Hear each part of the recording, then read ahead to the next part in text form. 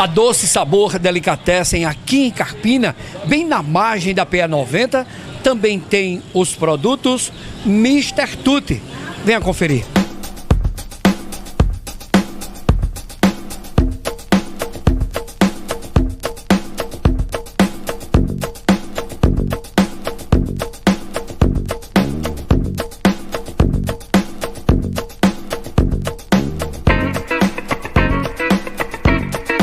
Conversar com o empresário Sidney Pessoa, da Mr. Tutti, uma sobremesa que acabamos de saborear aqui, genuinamente carpinense. Como é isso, Sidney? Ô Peruca, muito obrigado mais uma vez por estar com você aqui no programa. Pessoal de Carpina, meu irmão começou esse projeto, nós estamos completando 4 anos. Ele é que é a pessoa que cuida mais da receita, tudo, é uma especialidade dele. E a gente está desenvolvendo esse trabalho muito satisfeito, graças a Deus. Muito feliz, até porque Carpina merece. Carpina é um lugar que a gente tem que entender que ela é um polo central. Então, pra gente, a logística aqui é muito boa. E Carpina tem demais adquirido a sobremesa, tem vendido, tem sido maravilhosa.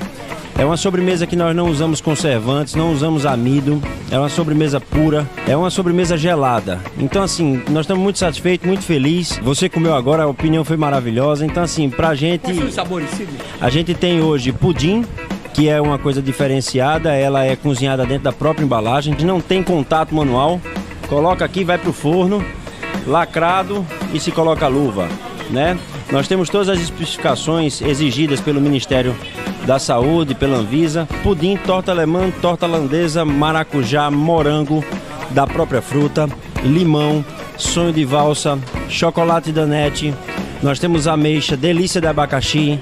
São 12 sabores para vocês saborearem, para vocês chegarem no seu restaurante, sua lanchonete de preferência e solicitar. Eu quero a Mr. Tutti, né? Hoje eu tenho toda a tranquilidade do mundo para dizer, a Mr. Tutti é a sobremesa mais prática e deliciosa de toda a região. Contato 819-9121-9464. Mr. Tutti.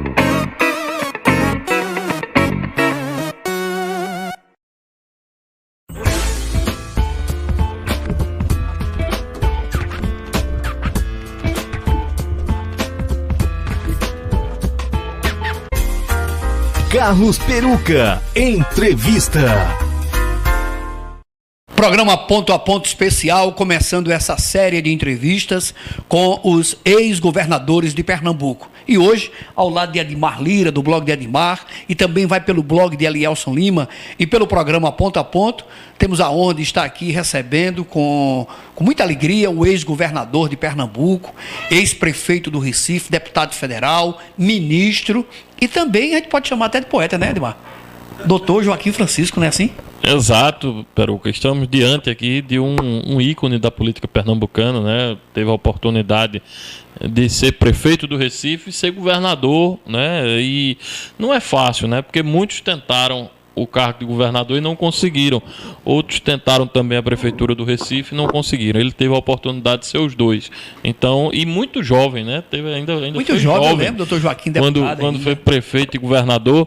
Então, pra gente é sempre uma satisfação estar com o ex-governador Joaquim Francisco. Pra gente iniciar, doutor Joaquim estava conversando com a gente aqui e relembrando o pai, que ele sempre fala no pai. Prefeito de Macaparana, e entre muitas perguntas de pessoas da imprensa, quando foi que o doutor Joaquim entrou na política? Foi assim, essa pergunta eu achei interessante que fizeram a seu pai, doutor. Muito obrigado pela atenção em receber a gente aqui no seu gabinete. Muito obrigado. Primeiro, é um prazer estar com vocês, com você, Peruca, com Edmar. Em segundo lugar, eu acho que essa iniciativa de vocês é muito boa, porque a gente precisa preservar a memória. Minha memória, a memória de meu pai, a memória dos ex-governadores, que é essa iniciativa que vocês estão fazendo, porque os jovens querem saber. Gilberto Freire dizia que o tempo é tríbio, são 3 partes, passado, presente e futuro. Nem eu posso ficar sempre falando do passado, nem devo. Tenho que viver o presente e projetar para o futuro. Mas desse tempo, vocês com essa iniciativa, vocês estão entrelaçando. E aí falamos do passado do velho Zé Francisco. Eles perguntaram a ele quando é que eu tinha começado na política. Ele disse, eu fui constituinte, ele foi constituinte estadual em 46, eu nasci em 48. Com 27 dias de nascido, eu tive o primeiro, participei dele num Lógico, balaizinho, numa cestinha, no coreto da Praça de Macaparana, de um comício dele. Então veja você que eu nasci nesse ambiente, e por isso que eu falava com Edmar aqui, antes da gente iniciar a gravação, dizendo a ele que era preciso que a gente tivesse essa noção de que o mundo está numa velocidade enorme. Hoje eu posso falar de 50 anos, 55 anos de atividade política. Eu não imagino a velocidade daqui a 5 anos, daqui a 10 anos. Com esse mundo líquido e veloz, cada dia mais intenso, a gente não sabe, os empregos se acabando, a sociedade numa velocidade enorme. Quer dizer, são problemas que me inspiram no início de falar na condição de ex-governador, de ex-prefeito e tantos outros cargos que ocupei por apoio direto do povo de Pernambuco, por isso sou grato. O governador Joaquim Francisco, estamos vivendo hoje, justamente hoje, começa o Festival de Inverno, né, Edmar? De Garanhuns, que hoje já consolidou-se nacionalmente, até internacionalmente. Isso foi uma criação lá no seu governo, lá atrás. Primeiro que o governo tinha uma iniciativa de trabalhar em conjunto com os municípios. Ivo Tinô do Amaral, prefeito de Garanhuns, me chama e diz, vamos abraçar uma ideia que Garanhuns precisa implementar, um festival de inverno. Garanhuns é uma cidade reconhecida nacional e internacionalmente. Então eu chamei Rubens Valença, que era presidente da Fundação de Cultura, chamei Rubinho e disse, Rubinho, um sujeito criativo, inteligente, articulamos aí a três vontades. E daí nasceu o Festival de Inverno, completando 29 anos, que hoje é um reconhecimento internacional. O primeiro ano foi difícil, o segundo já foi mais fácil, o terceiro deixei consolidado. Como, aliás, muitas iniciativas do governo que deixei consolidado, a Copergás, companhia de gás, hoje é um sucesso. Mas onde é que ela nasceu? Lá atrás, no governo, quando a gente fez o início da Copergás com a iniciativa privada e a Petrobras. São muitos nascimentos e é bom que a gente tenha sempre a oportunidade de rever. Eu falava aqui com o Edmar, dizendo a ele, veja a iniciativa de Jorge José, escreveu um trabalho, né, sobre os ex-prefeitos do Recife, os ex-governadores, sobre a história da comunicação, a história da rádio em Pernambuco, a história da televisão em Pernambuco. Todos esses jovens que estão hoje na carreira de jornalistas têm que entender essa verdadeira subversão que está ocorrendo nos meios de comunicação. Entre blogs, entre mídia virtual, entre mídia escrita. Quais são os jornais que efetivamente vão sobreviver? E você vai sobreviver como? Com a mídia virtual, ou seja, o acesso online. De que forma? Qual é a razão de ser ou não ser? Os grandes jornais, o New York Times, Washington Post, Folha de São Paulo, Estado de São Paulo, Jornal do Comércio, Diário de Pernambuco, quem vai ficar, Folha de Pernambuco, como é que vai ser esse ninho? Isso a gente só sabe se a gente discutir esses 3 tempos. Edmar sabe bem disso, porque está no dia a dia, você também está no dia a dia. Mas essa visão que a gente começou com ela, hoje, amanhã e ontem, essa visão é que é necessária. Exatamente. Governador, aproveitando a sua experiência, né, que o senhor foi prefeito e governador, como eu falei no começo do programa, eu queria fazer uma pergunta, uma curiosidade. Qual foi o cargo entre governador e prefeito do Recife? Qual foi o cargo que o senhor se sentiu mais feliz em exercer, que o senhor se sentiu mais realizado? Foi prefeito ou foi governador de Pernambuco? Olha, eu tive a oportunidade de ser prefeito 2 vezes, como você sabe. Primeira vez prefeito do Recife, depois eu fui deputado federal constituinte e voltei para a prefeitura. Talvez por isso eu tenha um afeto, assim, eu diria um carinho maior pela ideia de prefeito do Recife, porque é mais próximo do povo, não é?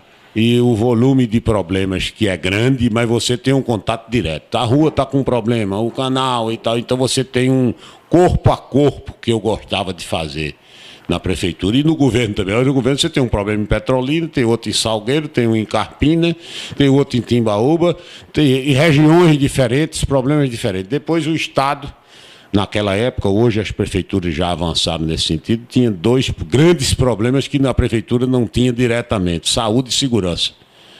porque a segurança era toda centralizada no governo federal e estadual, e a saúde toda centralizada no estadual e federal.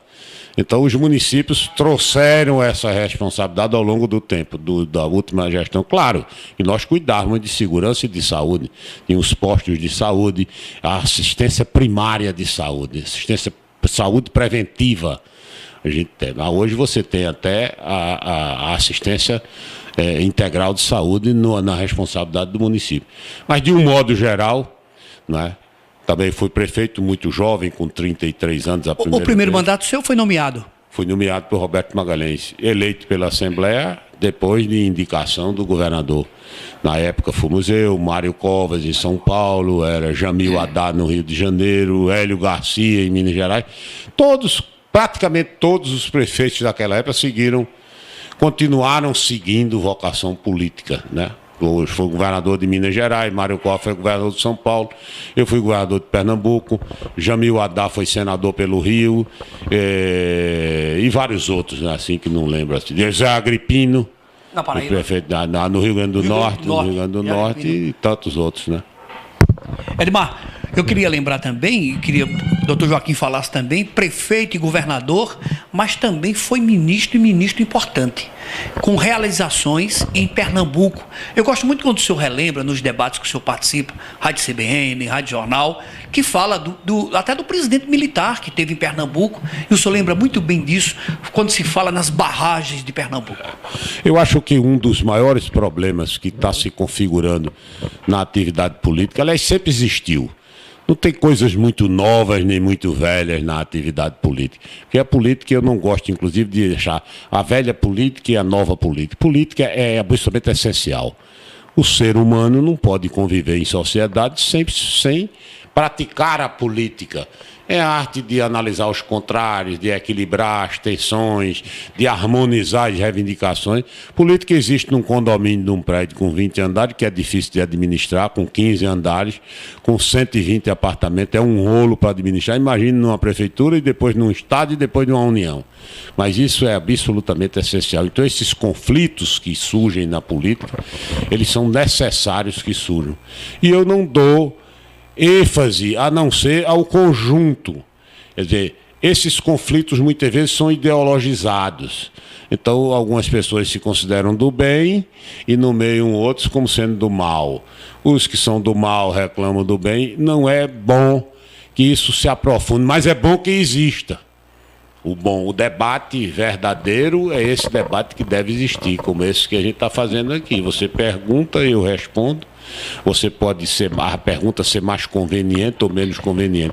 Ser ministro de Estado, para mim, foi uma excelente experiência, né? Aliás, eu tive o privilégio, o povo me propiciou, de ter experiência nos 3 níveis de poder, em praticamente todos os cargos, né? No caso do Judiciário, que eu sou procurador do Estado, né? Ingressei no Estado em 1990, hoje sou aposentado. Então eu tive uma experiência intensa no Judiciário, também como advogado, militante, né? Tive uma experiência intensa no Legislativo Federal, fui constituinte, fui deputado federal, fui ministro de Estado, e experiência intensa no Poder Executivo, como governador, como prefeito, como secretário de Estado, como diretor do INCA, como coordenador do Proterra. Quer dizer, eu só tenho que ter gratidão. E acho que este tipo de oportunidade, e vocês que são homens da comunicação do dia, deve ser sempre colocada esse intercâmbio de ideias. Que é muito comum, às vezes o jovem diz, não, para que eu ouvir? Esse cara está ultrapassado. Hoje as coisas estão muito mais modernas. O novo é velho e o velho é novo. Nada mais atual do que um discurso de Marco Túlio Cícero, feito 84 anos antes de Cristo. Senador romano, escritor, extraordinário homem público. 2060 anos atrás, Cícero já era, é absolutamente atual, pode trazer para agora. Claro, com as correções necessárias para a época. Então, é bom sempre relembrar. Ministro, foi uma excelente oportunidade. Eu fui ministro do interior, um ministério enorme, com a Sudene, Sudframa, Sudesul, Banco da Amazônia. Discordei do governo Sarney, discordei e renunciei ao ministério, em gesto aberto. entreguei a carta. Tem uma frase que ficou marcada, não é? Durante a entrevista coletiva, vocês, jornalistas, têm esse importante papel a prestar, que é a pergunta inconveniente, a pergunta que vem que o povo quer fazer e não tem oportunidade de fazer. Vocês, jornalistas, têm que puxar, né? Botar sal na ferida, como se diz no matuto no interior.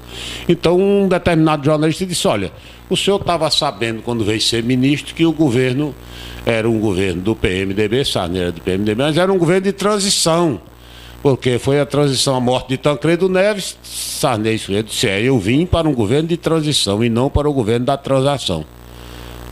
Essas palavras são diferentes. Aí a entrevista coletiva que eu estava dando repercutiu. A frase foi essa: vocês, jornalistas, captaram na hora. Ele não se adaptou ao sistema. Na época, inclusive, disseram: o que é a transação? As transações sempre tem que existir. Agora, determinado tipo de transação pode até existir, mas eu não sou obrigado a fazer, eu não quero fazer. Eu não me adapto e não faço, e não fiz, e por isso saí e não tive prejuízo, a não ser o prazer que tinha de ser ministro, de servir ao país, conseguir servir em outros cargos, em outros postos. Estamos conversando com o ex-prefeito, ex-ministro, deputado, governador de Pernambuco, Joaquim Francisco. O blog de Elielson Lima, blog de Edmar Lira e o programa Ponto a Ponto. Edmar, vamos continuar conversando. Antes eu queria só lembrar aqui, sobretudo os mais jovens, que quando o doutor Joaquim era ministro, que surgiu a candidatura a prefeito de Recife, e a gente conversou em off com o senhor aqui, a música que marcou, que todos marcaram mesmo, foi ao Voltei Recife, e aquilo já marcou na sua campanha essa música. Aí o senhor... eu tive algumas marcas que ficaram fortes, porque a campanha foi com muita emoção. Talvez tenha sido, não por ser a minha campanha, a campanha mais bonita que já teve no Recife. Mexeu mesmo com os pernambucanos. Porque tinha uma cor, o amarelo, tinha uma música, que é Voltei Recife, que era uma música de Luiz Bandeira, extremamente reconhecida, e porque dizia: e a hora que voltou o quê? Por que voltou? Então, porque eu saí de prefeito do Recife, me elegi deputado federal constituinte, aliás, fui o mais votado do meu partido no país, fui para Brasília e terminei minha missão como constituinte, e ainda tinha 2 anos de mandato, mas eu digo: eu vou ser prefeito, vou me candidatar a prefeito. É por isso que voltei Recife. Aí eu apareci descendo de um avião, vindo de Brasília e voltando para o Recife, não é, com a música de Manel Bandeira. E isso deu. Segundo ponto foi eu não fazer comício. É aí onde eu digo aquilo que eu estava dizendo a Edmar, que é esse papel de inovar. Eu digo que eu vou fazer comício. Fiz uma pesquisa. Que o povo não queria, doutor? O povo não queria. O povo no interior, você tem uma cidade mais distante. Aquilo é um evento no dia, você não tem grandes eventos, embora cada dia diminui mais. Aí eu vou dizer: vamos assistir um comício. Desde que não seja um comício a cada dia, mas um comício a cada 15 dias. Mas no Recife, região metropolitana, Recife, Olinda, Jaboatão, etc., eu perguntava às pessoas na rua, que é a grande vantagem de fazer campanha na rua. Foi aí que nasceram as caminhadas? Foi, as caminhadas. Aí o camarada dizia: não, eu não gosto de comício, eu vou, se o senhor for, eu vou. Aí pegar um ônibus, descer lá no centro do Recife, ou ter um comício em Afogado, você sai de Nova Descoberta, pegar um ônibus. A vida cada dia é mais difícil. Você com 120 opções de assistir, de verificar televisões, Netflix e tudo, cada dia mais isso foi aumentando. Aí eu digo: vou para o corpo a corpo. Eram 7, 8, 10 caminhadas por dia nas casas das pessoas, nas visitas. Até porque a eleição era considerada impossível de eu ganhar. Eu era considerado de centro-direita ou de direita, tanto não fazia questão que colocasse qualquer rótulo. Naquela época, todas as esquerdas de Pernambuco se uniram. Todos, Miguel Arraes, o PT, o que existia de partidos de esquerda, todos se uniram. E havia simplesmente uma ideia: o Recife não vai eleger um camarada de direita, porque o Recife era considerado uma cidade de esquerda, cidade ingrata de Agamenon. Eu então fui ver se era isso. Não era. Não existia, não existem essas coisas em política. Ninguém suporta que faça isso. Ninguém aceita. Não vai fazer um comício. Eu me lembro de uma reunião que houve com os meus colegas de partido, todos bem intencionados. Você não é louco. Você tem que fazer pelo menos um comício de encerramento em Casa Amarela, um comício de encerramento na Praça do Carmo, um comício de encerramento em Afogados. Eu digo: não vou fazer nenhum. Se o encerramento será onde? Na rua. Aonde? Em Santa Amaro. Eu vou sair caminhando pela rua e estou encerrando a campanha. Quando é meia-noite, proibiu de andar, eu paro. E deu certo. Eu venci a eleição em todas as urnas do Recife. Não, ele vai ganhar em Boa Viagem, vai ganhar, a direita ganha no Espinheiro, a direita, essas frases feitas, né, são terrivelmente antiquadas, porque diz, isso não dá mais certo não, isso vai terminar. Não existe isso. A vida social é uma vida mutante, ela está mudando a cada dia e a gente, se não entender, vira estátua de sal, fica olhando para trás, de repente você diz, opa, mudou, o tempo mudou, os ventos mudaram e você tem que mudar dentro de construção. Programa Ponto a Ponto, blog de Elielson, blog de Admar Lira, conversando com o ex-governador Joaquim Francisco. A gente dá um pequeno intervalo rapidinho e a gente volta já.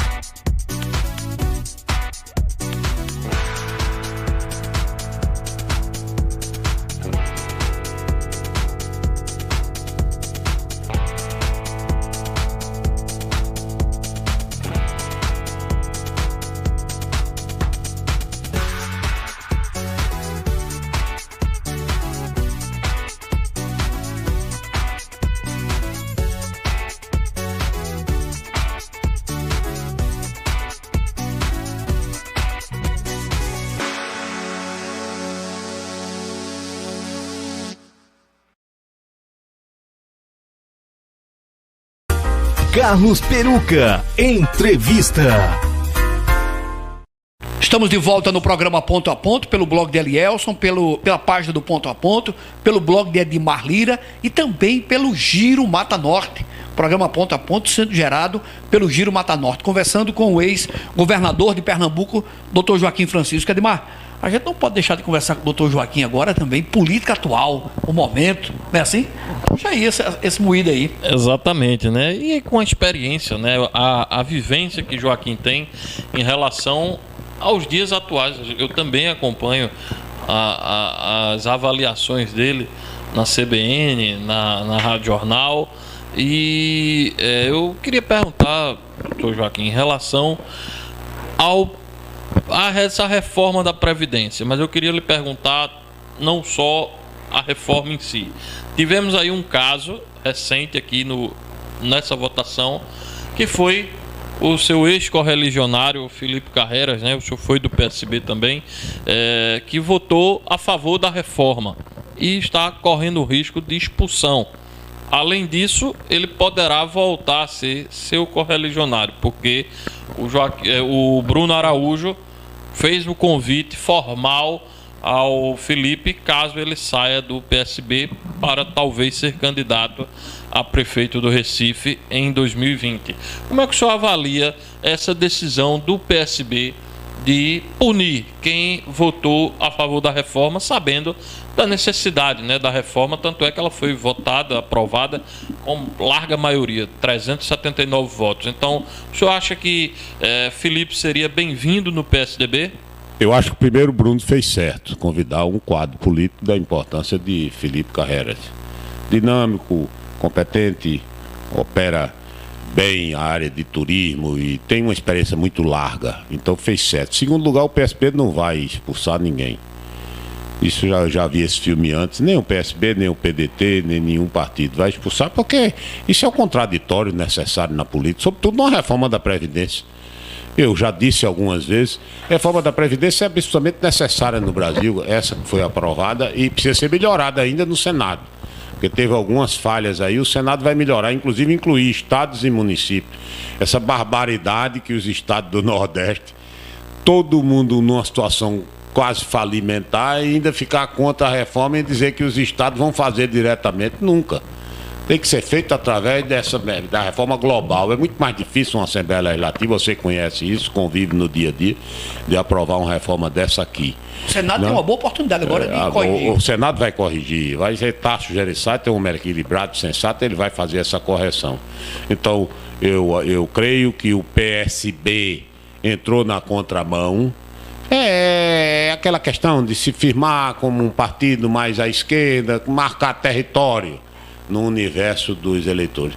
Não sei, é um questionamento que eu faço, se esse é o melhor caminho dentro do que você entende de política. As democracias no mundo, Edmar, começaram a ser minoritárias. Há 2 anos, o Freedom House, que faz a pesquisa, que é um instituto de renome internacional, o número de países democráticos perdeu para o número de países autoritários. E perdeu em PIB também, em Produto Interno Bruto.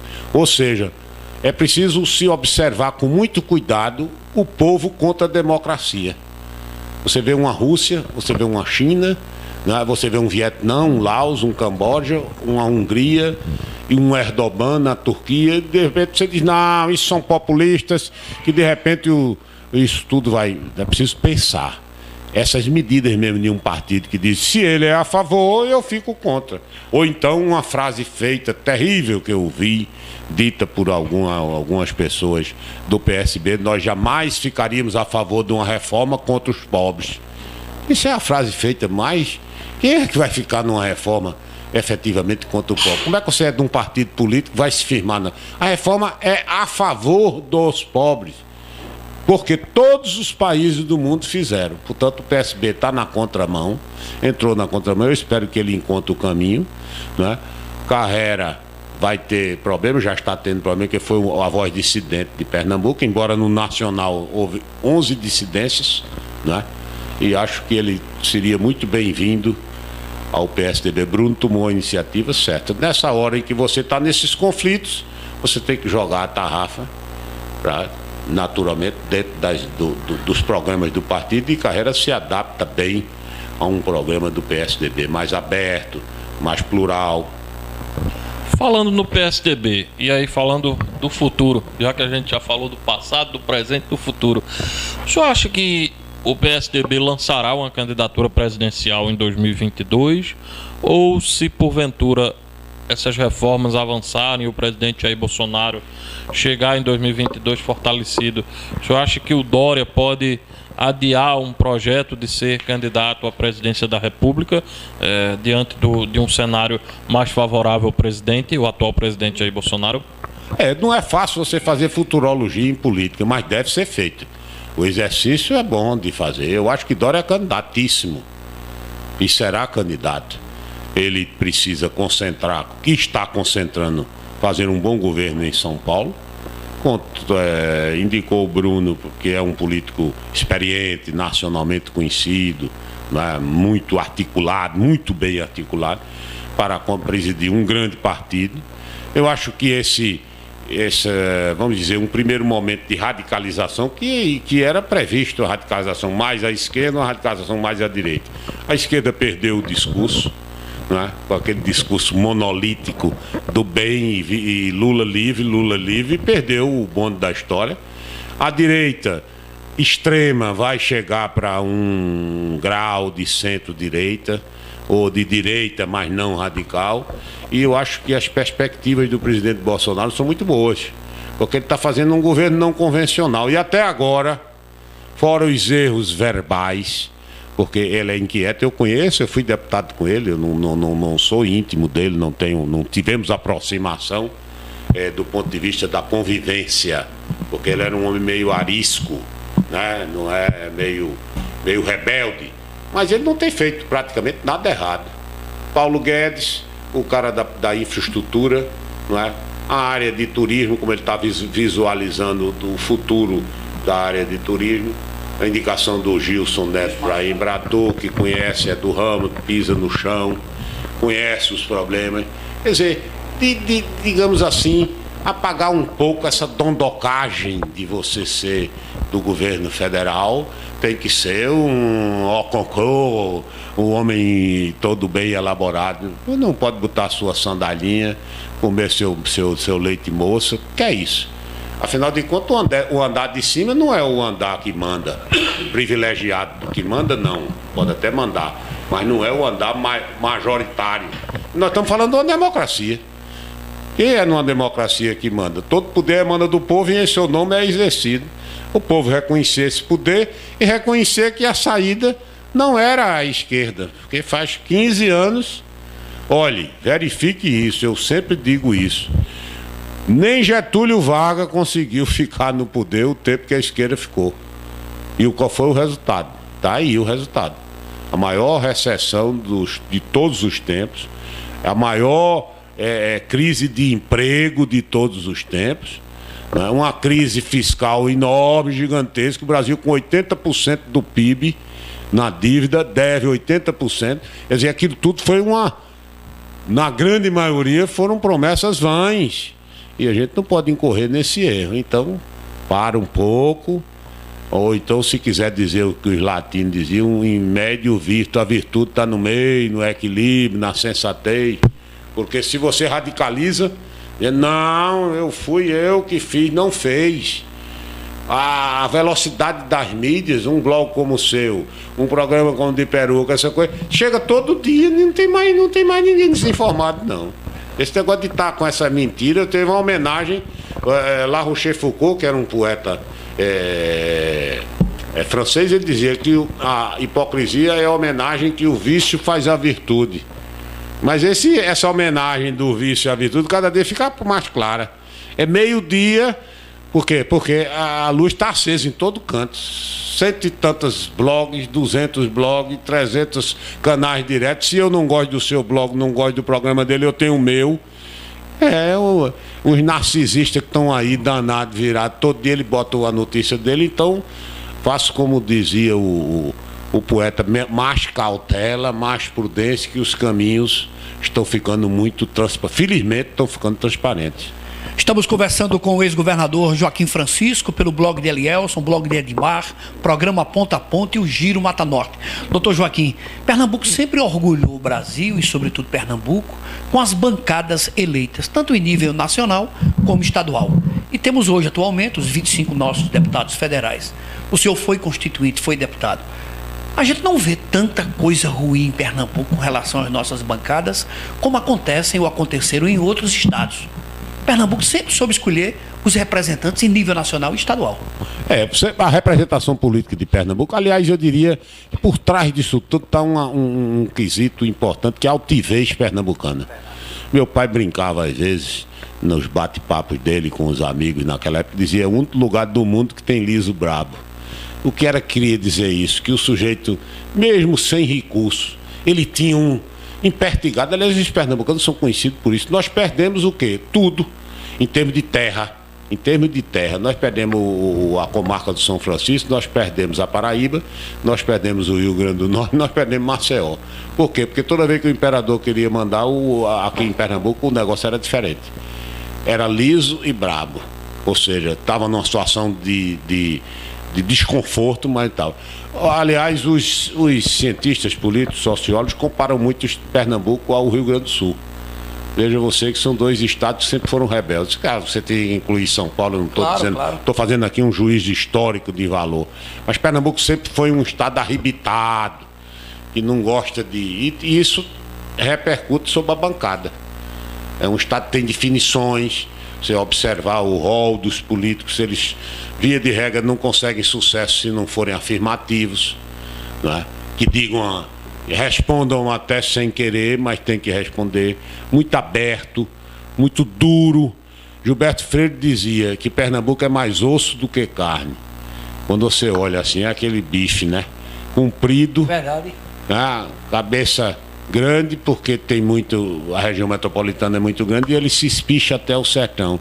Mais osso do que carne, queria dizer, é mais duro do que flexível, é mais exigente do que tendente ao lugar comum e tal, que a gente vê em alguns lugares, e isso não é bom para a democracia. Nessa crise que eu estava falando com o Edmar, essa crise da democracia vai exigir um repensar.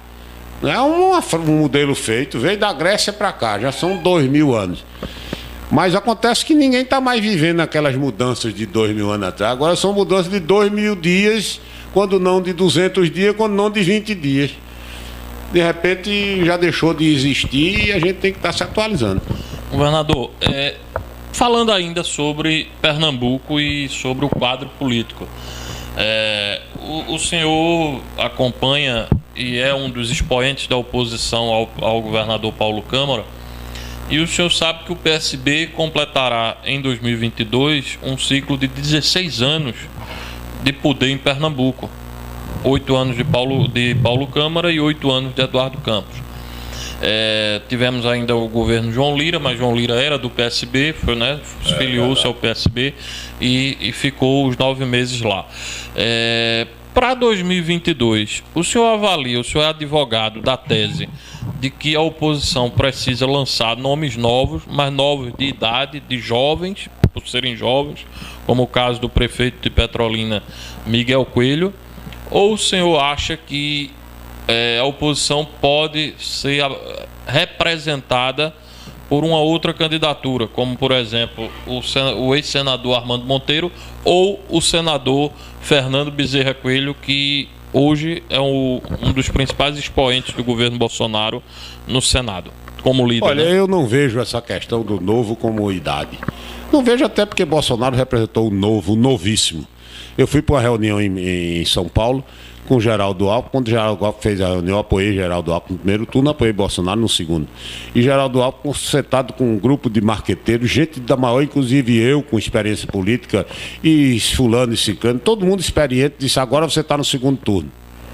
Porque você reuniu 9 partidos e conseguiu 5 minutos de televisão. 5 minutos, ponto 20. Ora, você, candidato a presidente da República, você tem metade do tempo do chamado guia eleitoral. Bolsonaro tinha 15 segundos. Então, esse homem está no segundo turno. Eu, inclusive, disse: não estava. Bolsonaro era um novo na política, não. Um cara com 7 mandatos, 4 vezes 7, 28 anos de deputado federal.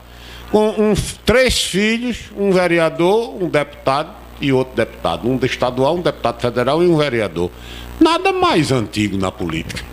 Eu, político, há 28 anos, no Congresso, meu filho vereador, outro deputado estadual, e eu, o presidente da República, contestando um lugar que só perde para Pernambuco, só perde para São Paulo. Por isso eu não sou nem muito credenciado para dizer que o PSB está velho no poder. Porque o PSDB está há 23 anos em São Paulo, dando certo. A diferença só é que lá está dando certo. Aqui começou a não dar. Porque quem está dizendo isso não sou eu, são as pesquisas. Geraldo Alckmin foi eleito, na 4ª vez que foi governador, ele foi eleito, ganhou em todos os municípios, à exceção de um. Aqui você já teve uma eleição apertadíssima. O menino Paulo Câmara ganhou no primeiro turno com a diferença de menos de 50 mil votos para Armando. Muito pouco. De modo que eu acho que devemos ter candidato. Acredito que o ciclo do PSB, não só o ciclo do PSB, de qualquer partido que fica 15 anos no poder, 16 anos, 17 anos. Esses são ciclos. Passam um período, e esse contraditório é que é a riqueza da democracia.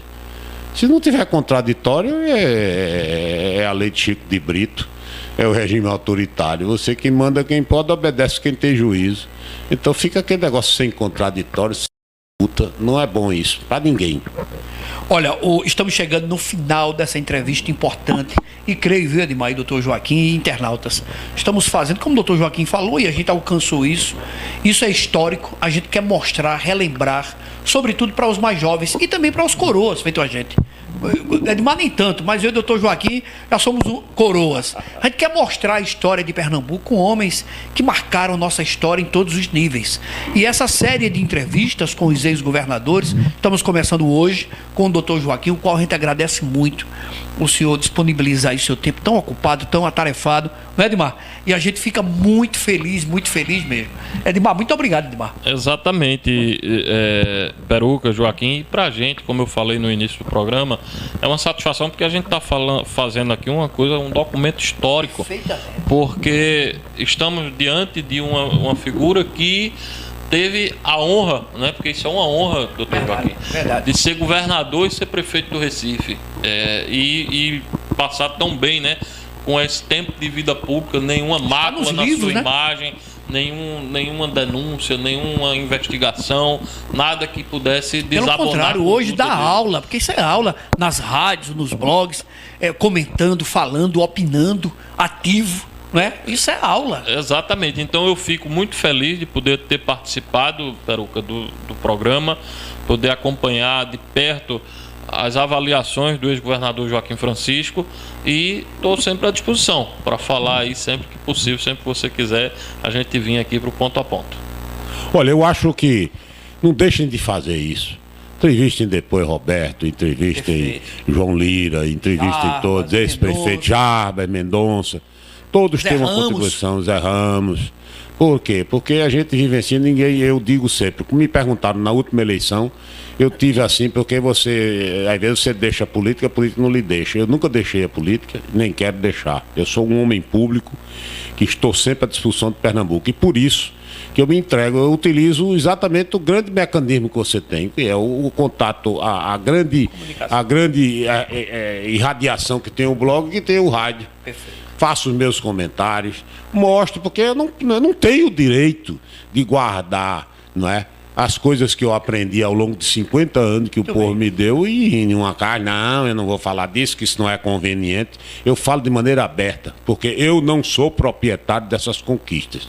Foram 9 eleições que eu disputei, venci 7, perdi 2, aprendi ganhando e ganhei aprendendo, e ganhei perdendo e ganhei ganhando. Então isso é um jogo que a soma tem que ser. Quem tem espírito público se entrega à atividade política com convicção, achando que pode construir. Então eu acho que participar de um programa como esse é uma questão de convicção, é uma questão de perceber que eu estou sendo útil para dizer a um jovem que está lá pensando. Eu vejo o meu neto, eu tinha um neto que vai fazer 18 anos, de repente diz, seu neto vai seguir a sua carreira ou não vai seguir. Se seguir, eu me sinto honrado.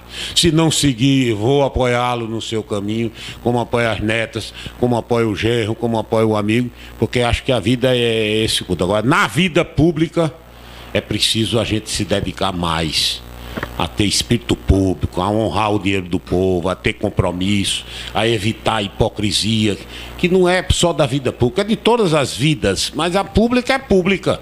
A res pública é a coisa pública. E sendo a coisa pública, você imaginar hoje, a gente fazendo esse programa aqui, saber que tem 15 milhões de pessoas precisando de emprego. E dor você sair de casa sem ter um emprego, sem ter que saber o dia da manhã. E do outro lado, você olhando, como Edmar sabe bem disso, e verificando essa destruição de emprego a cada dia. Daqui a pouco não tem mais cobrador de ônibus, daqui a pouco não tem mais gente no supermercado. Você sabe que hoje só tem em Pernambuco e no Brasil todo, tem um frentista de posto de gasolina. No mundo todo há mais de 25 anos que não tem. Eu morei nos Estados Unidos em 1995, passei um ano em Washington, não tem frentista. Em 95, logo mais serão 800 mil desempregados. Logo mais eu digo, no dia que sair uma lei federal que protege.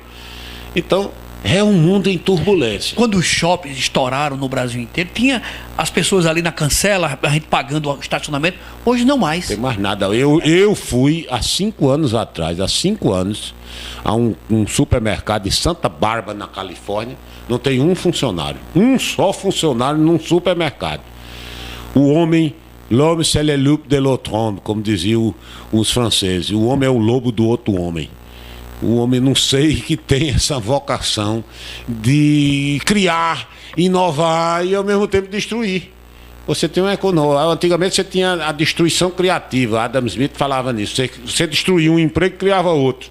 Destruía 50, criava 60. Hoje você destrói e não cria. Onde é que nós vamos? Isso tudo são reflexões que precisa daquele tempo que a gente se referiu no início dos 3 tempos. Nesses 3 tempos, a gente aproveitar aqui sua fala experiente. Estamos comemorando aí 50 anos da conquista do espaço. Como o senhor falou, ir para a Lua. Tudo isso aqui, olha, isso aqui é fruto dessa visita. Essa inquietação não é ruim, não. Jamais eu iria ser contra a tecnologia.